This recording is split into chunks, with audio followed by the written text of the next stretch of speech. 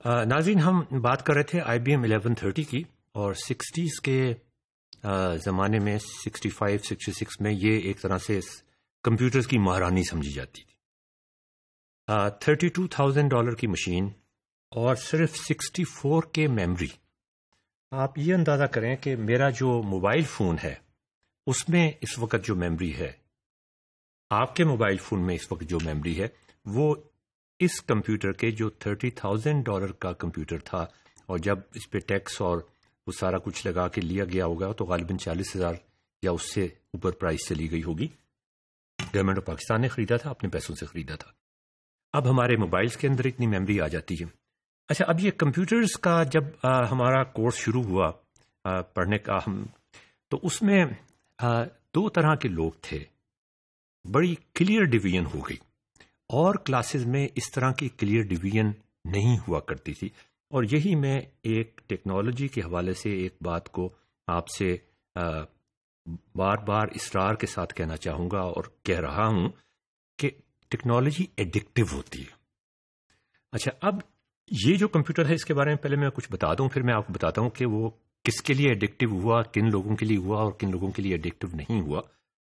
اس وقت یہ صورتحال تھی کہ آپ کے پاس کمپیوٹر اگر آپ پروگرام کرنا چاہ رہے ہیں تو اس کی جو انٹرفیس تھی، ہیومن انٹرفیس تھی، وہ کوئی اتنی فرینڈلی انٹرفیس نہیں تھی۔ آپ کو کارڈز پہ ٹائپ کرنا پڑتا تھا، کمپیوٹر کارڈز پہ، جیسا کہ آپ کو اسکرین پہ نظر آ رہا ہے۔ کمپیوٹر کارڈز پہ ہر انسٹرکشن ایک کارڈ پہ ٹائپ ہوتی تھی، جتنی انسٹرکشن ہوں گی اتنے کارڈز ہوں گے۔ وہ کارڈز آپ جمع کرا دیتے تھے، وہ کارڈز کو وہ کمپائل کرتے تھے، پروگرام چلاتے تھے۔ کچھ لوگ تھے جو وہاں پہ کمپیوٹر کو رن کرتے تھے۔ تو دیکھیں، آپ تو خود ہی بیٹھ کے کمپیوٹر پہ پروگرام چلاتے رہتے ہیں، وہاں پہ کوئی بندہ تھا یا کچھ بندے تھے جو اسسٹ کرتے تھے، اور دوسرے دن پتہ چلتا تھا کہ اس پروگرام کو چلانے کا جو آپ سوچ رہے تھے کہ یہ نتیجہ نکلے گا، کیا وہ نتیجہ نکلا یا نہیں۔ ایک چھوٹا سا کاما بھی اگر آپ غلط لگا دیں یا فل سٹاپ بھی غلط لگا دیں تو وہ فارمیٹ ایرر ہو جاتا تھا۔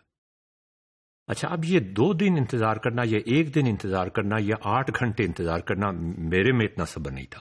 ہمارے دوست علی حیدر صاحب، بہت مشہور الیکٹریکل انجینئر، ان کو وہ اس گروپ میں شامل تھے جو ایڈکٹ ہو گئے تھے، جن کو نشہ چڑھ گیا تھا اس کا۔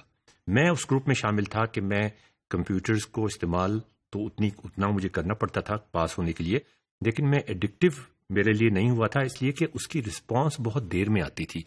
علی حیدر کا یہ حساب کتاب تھا، اور ان کے باقی گروپس کا جو لوگ اس میں شامل تھے، کہ وہ پروگرامنگ اور پروگرامنگ اور پروگرامنگ اور پروگرامنگ کرتے رہتے تھے۔ اچھا، اب ایسا کیوں تھا؟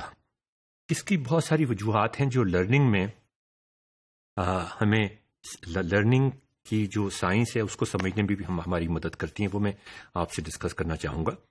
جب ہمارا پروگرامنگ کا کورس شروع ہوا تو ہمارے انسٹرکٹر نے 1130 پہ ہم نے پروگرامنگ کرنی تھی، فورٹران پروگرامنگ لینگویج تھی اس وقت، باقی اور لینگویجز تو آئی نہیں تھیں، پاسکل، C++، جاوا، کوئی سوال ہی نہیں تھا ان لینگویجز کا۔ بہت پرانے زمانے کی بات کر رہا ہوں میں، اپنے زمانے کی بات کر رہا ہوں۔ تو جب انہوں نے پڑھانا شروع کیا پروگرامنگ، کمپیوٹر پروگرامنگ، تو انہوں نے ہمیں پڑھانا شروع کر دیا۔ آپ میری بات سمجھ رہے ہیں؟ جب انہوں نے کمپیوٹر سائنس کا سبجیکٹ، پروگرامنگ کا سبجیکٹ 1130 کو پروگرام کیسے کرنا ہے وہ پڑھانا شروع کیا، تو انہوں نے واقعی پڑھانا شروع کر دیا۔ مطلب یہ کہ وہ چاک اور بلیک بورڈ سے ایک ایک انسٹرکشن لکھتے اور اس کا مطلب بتاتے تھے۔ اچھا، اب مجھے یہ لگا کہ یہ اس میں کچھ گڑبڑ ہے، اور اس میں گڑبڑ تھی۔ ہم نے جب اپنے الیکٹریکل انجینئرنگ ڈپارٹمنٹ کے پروفیسر کو بتایا یہ بات، جو باہر سے PhD کر کے آئے تھے اور باہر کا جن کو ایکسپیرینس تھا، تو انہوں نے فوری طور پہ ان پروفیسر صاحب سے یہ کہا کہ دیکھیے، پروگرامنگ ایک ایسا سبجیکٹ ہے، اصل میں تو ان کو تمام سبجیکٹس کی بات کرنی چاہیے تھی، لیکن خاص طور پہ پروگرامنگ کا انہوں نے ذکر کیا۔ پروگرامنگ ایک ایسا سبجیکٹ ہے، مجھے اچھی طرح یاد ہے، پروگرامنگ ایک ایسا سبجیکٹ ہے جو آپ پڑھانے سے نہیں سکھا سکتے۔ یہ بالکل ڈرائیونگ کی طرح ہے۔ ناظرین، آپ اگر کسی بندے کو ڈرائیونگ سکھانا چاہتے ہیں اور آپ اس کو ڈرائیونگ کے لیسنز دینا شروع کر دیں اور 6 مہینے تک بہت زبردست لیکچر دیں ٹیکنالوجی کے ساتھ اور اس کے ساتھ، لیکن اس کو کار میں نہ بیٹھنے دیں، اس کو ڈرائیونگ کبھی بھی نہیں آئے گی۔ اچھا، بڑی مزے کی بات ہے کہ ڈرائیونگ میں کئی چیزیں ایسی ہوتی ہیں جو آپ کو سکھائی جا ہی نہیں سکتی، وہ آپ کو خود ہی سیکھنی پڑتی ہیں. میں تو کار ڈرائیونگ کی بات کر رہا تھا نا، سائیکل ڈرائیونگ کی بات کر لیتے ہیں.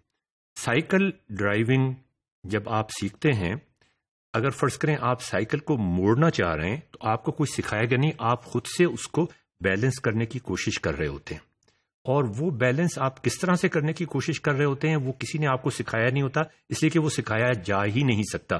مثال کے طور پہ آپ اگر اپنے بھانجے بھتیجے بیٹے کو سائیکل کے آگے بٹھا لیں اور اس سے کہیں کہ تم بتائے بغیر کہ تم ہینڈل گھمانے لگے ہو، ہینڈل گھما دو، اگر وہ ہینڈل گھما رہے مجھے بتائے بغیر جو کہ سائیکل کو پیڈل کر رہا ہے، تو سائیکل ان بیلنس ہو جائے گی. اس کا مطلب یہ ہے کہ موڑنے کا مطلب یہ نہیں ہوتا کہ صرف اس کا اسٹیئرنگ ویل یا اس کا جو ہینڈل ہے وہ گھما دیا جائے، اس کے ساتھ کچھ اور بھی کرنا پڑتا ہے، وہ کچھ اور آپ کو سکھایا نہیں جا سکتا. اسی طرح سے پروگرامنگ کے اندر آپ کو کئی چیزیں سکھائی نہیں جا سکتی. وہ جب آپ کمپیوٹر کے اوپر بیٹھیں گے، جب کمپیوٹر استعمال کرنا شروع کریں گے، لیکن آپ کو 8 گھنٹے 10 گھنٹے یا 2 دن یا 1 دن انتظار کرنا پڑے گا. جو بعض لوگوں تو ہم نے جب وہ پروفیسر صاحب کو جا کے بتایا کمپیوٹر سائنس کے کہ ہمارے الیکٹریکل ڈپارٹمنٹ کے پروفیسر یہ کہہ رہے تھے کہ بھئی programming is like driving, unless you do it you can not master it, learning by doing. اس زمانے میں پیڈاگوجی اور یہ ساری چیزیں اس طرح سے ڈیولپ نہیں ہوئی تھیں. سائنسز 60s کا زمانہ تھا، لیٹ 60s کا زمانہ تھا. تو لیکن یہ بات پھر بھی کہی جاتی تھی کہ کمپیوٹر سائنس میں پروگرامنگ کے اندر تو لرننگ بائی ڈوئنگ ہی ہوگی. انہوں نے کہا، کمپیوٹر سائنس کے پروفیسر نے یہ کہا کہ آپ اپنے الیکٹریکل ڈپارٹمنٹ کے پروفیسر سے یہ کہیں کہ آپ کیوں نہیں اس طرح سے پڑھاتے، باقی سبجیکٹ آپ ایسے کیوں نہیں پڑھاتے، learning by doing, learning by doing. انہوں نے اس کا کیا جواب دیا یا اس کا کیا جواب ہمیں ملا، یہ ہم آپ کو اگلے ماڈیول میں بتائیں گے.